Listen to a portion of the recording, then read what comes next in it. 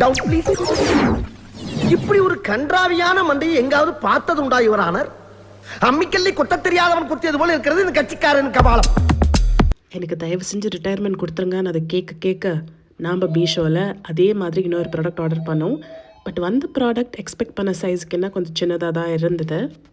But பார்க்கவே ரொம்ப smooth ஃபினிஷ்லாம் ஹேண்டியாக க்யூட்டாக இருந்தது. ஸோ வேர்ஸ்ட் கேஸ் கிச்சனில் ஃபிட் ஆகலைன்னா ஒரு டெக்கார் ஐட்டமாக கூட வச்சுக்கலாம் அப்படின்ட்டு வச்சுக்கிட்டோம். ஸோ 235 ருபீஸ்க்கு வர்த்து தான். ஆக்சுவலி யூஸ் பண்ணலாம், யூஸ் பண்ண முடியாதுன்னு ஒன்றும் இல்லை. மேக்ஸிமம் நான் வந்து இந்த இஞ்சி தட்டுறது அந்த மாதிரி யூசேஜ் தான் பண்ணுவேன். ஸோ அதனால I think it's a good bye. இதை யூஸ்வலாக வாங்கினோடனே யூஸ் பண்ண மாட்டோம். ஸோ அது ஃபியூ டேஸ் வந்து இந்த ரைஸ் வாஷ் பண்ண வாட்டர் சோக் பண்ணி வச்சுட்டு அந்த ஃபைன் கிரெயின்ஸ் எல்லாம் போன வாட்டி தான் யூஸ் பண்ண ஆரம்பிப்போம். ஐ டோன்ட் நோ, அது எங்கள் அம்மா சொல்லி கொடுத்தது. ஸோ அதே மாதிரி ஃபாலோ பண்ணி பழகிட்டோம்.